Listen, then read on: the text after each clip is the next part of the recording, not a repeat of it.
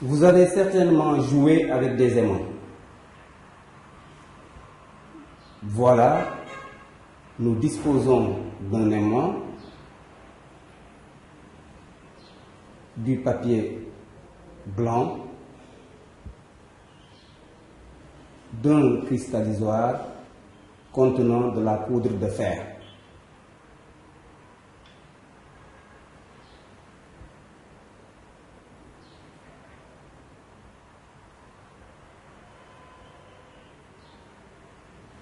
Approchons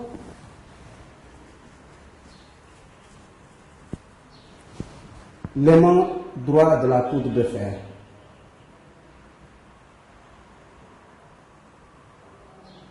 Qu'observez-vous?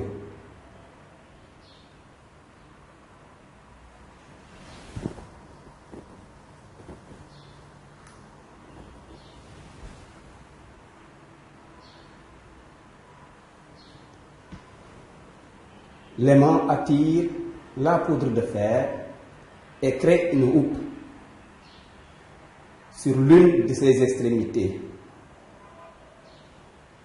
Nous avons au passage fait observer que le papier n'attire pas la poudre de fer. Comment expliquer la formation de la houppe?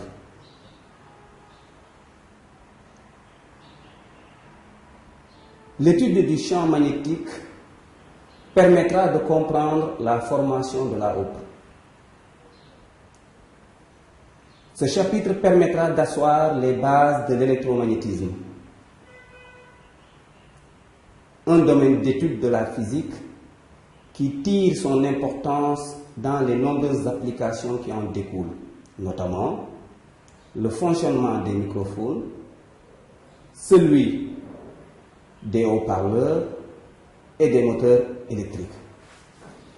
Dans la suite, nous allons étudier successivement les interactions magnétiques, les aimants et d'autres sources de champs magnétiques.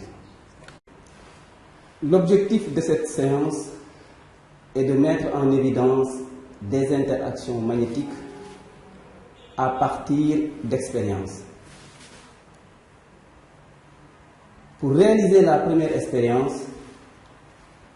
nous disposons d'un aimant droit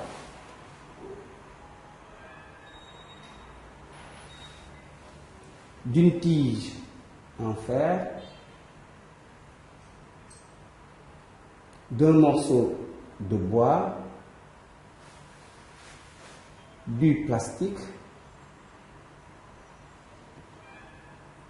d'une pièce de monnaie, ici 100 francs. Une pièce de monnaie est constituée d'un alliage, souvent en acier, nickel, cuivre, zinc, aluminium. Rapprochons la tige en fer, le morceau de bois, le plastique et la pièce de monnaie de 100 francs. Y a-t-il des interactions perceptibles entre ces objets? Non. On n'observe aucune interaction perceptible entre ces objets. Approchons maintenant l'aimant de ces objets.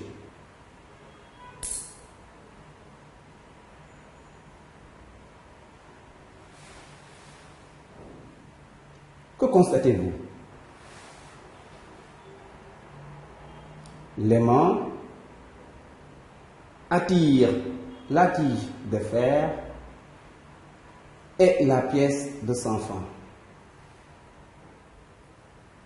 Bien, nous pouvons retenir que les aimants attirent le fer, le nickel, le cobalt, l'acier, le chrome, leur alliage.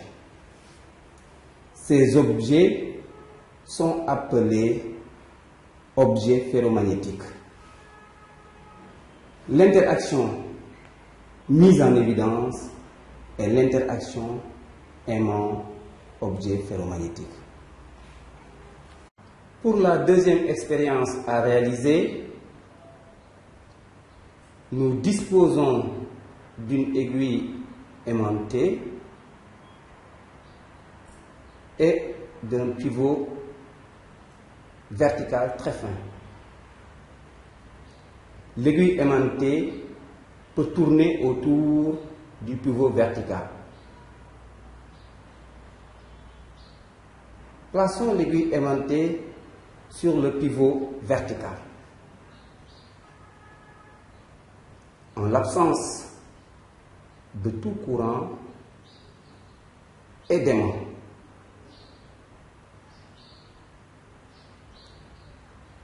que constatez-vous quant à l'orientation de l'aiguille aimantée?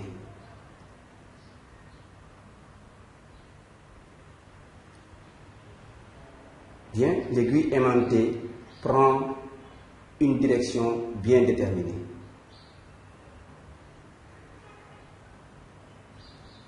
Écartons l'aiguille aimantée de la position prise précédemment.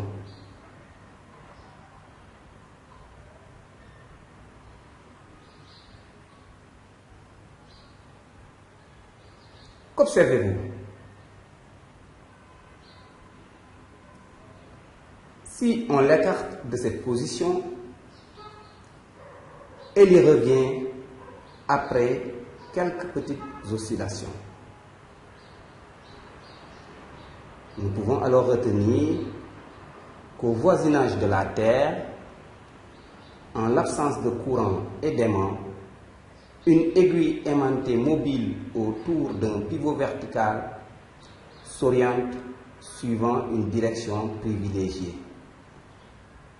Ce phénomène met en évidence l'interaction Terre-aimant.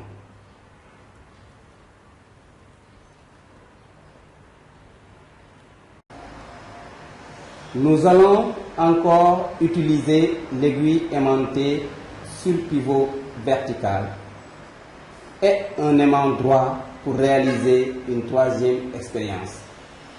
Vous voyez que l'aimant droit, les deux extrémités de l'aimant droit ont été identifiées. Approchons l'une des extrémités de l'aimant droit à l'une des extrémités de l'aiguille aimantée.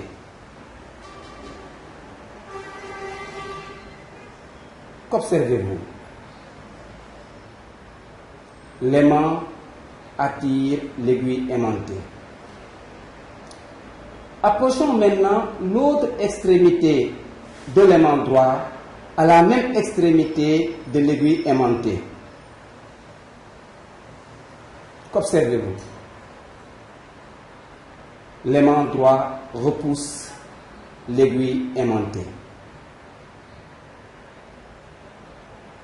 Nous retenons alors qu'un aimant agit sur une aiguille aimantée.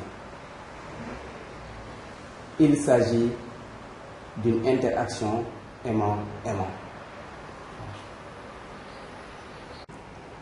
Pour la dernière expérience de ce thème, nous avons réalisé un circuit électrique comprenant un générateur de courant électrique, un fil de cuivre, un interrupteur et des fils de connexion pour les relier. À côté de ce circuit, nous avons placé une aiguille aimantée sur un pivot vertical.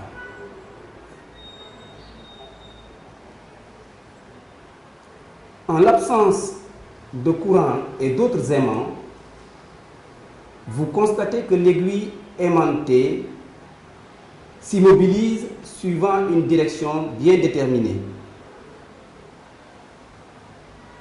du fait de l'action de la Terre. Plaçons maintenant au-dessus et parallèlement à l'aiguille aimantée, le fil de cuivre tendu.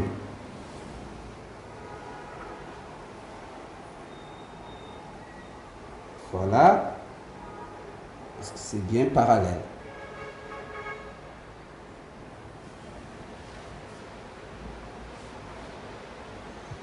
Mettons en marche le générateur.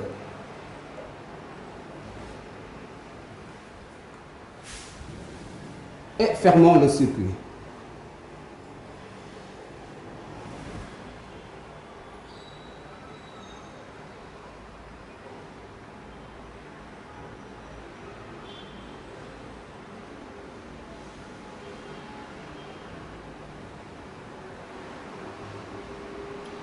Qu'observez-vous? Lorsque le fil de cuivre est parcouru par un courant, l'aiguille aimantée placée parallèlement en dessous dévie et prend une nouvelle direction après quelques petites oscillations.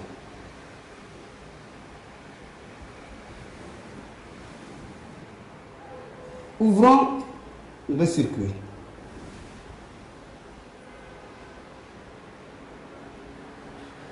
Que constatez-vous? L'aiguille aimantée reprend sa position privilégiée en l'absence de courant.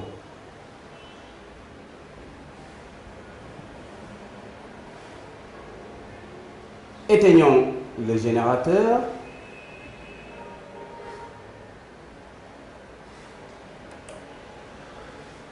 Inversons les connexions.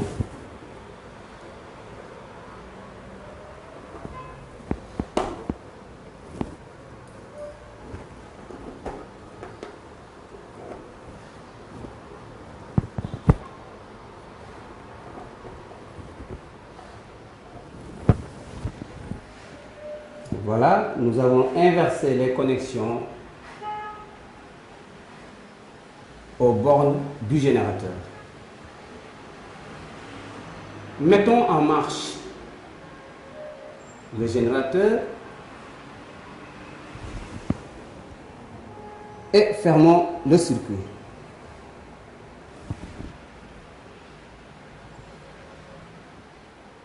Qu'observez-vous?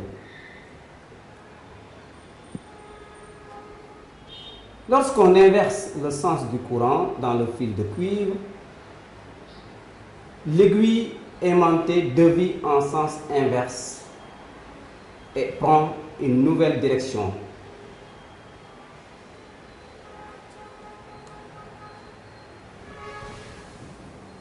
Ouvrons le circuit. Qu'observez-vous? L'aiguille aimantée reprend sa position privilégiée en l'absence de courant.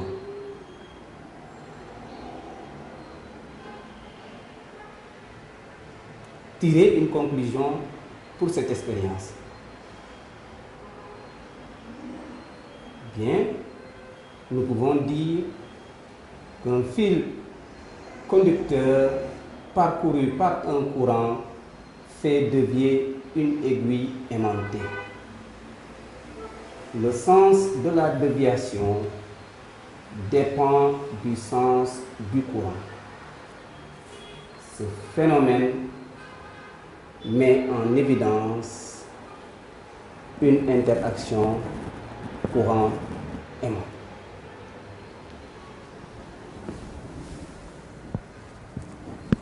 Nous pouvons alors systématiser à l'issue de ces expériences que les objets ferromagnétiques sont entre autres le fer, le nickel, le cobalt, le chrome et leur alliage. Ces objets sont attirés par les aimants et réciproquement.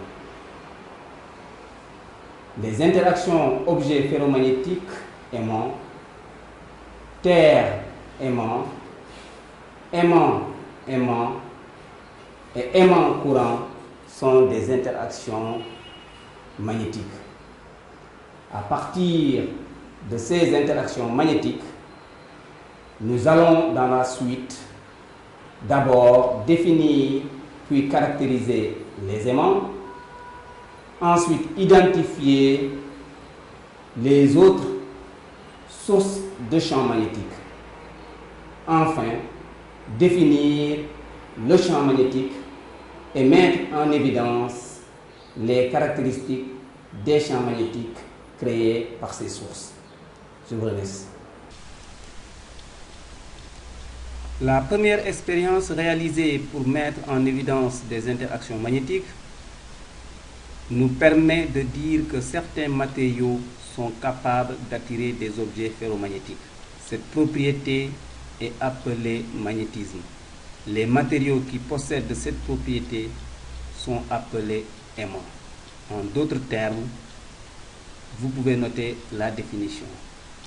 Les aimants sont des matériaux qui ont la propriété d'attirer les objets ferromagnétiques comme le fer, le nickel, le cobalt, le chrome, l'acier et leur alliage.